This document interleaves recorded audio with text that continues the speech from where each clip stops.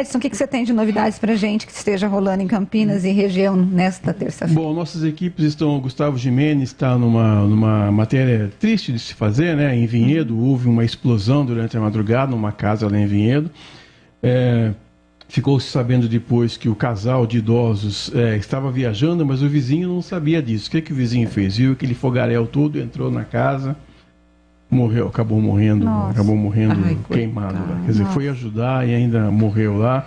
E estão procurando para ver se tem mais gente lá, mas a notícia boa é que o casal estava viajando, mas a notícia ruim é que o vizinho foi ajudar.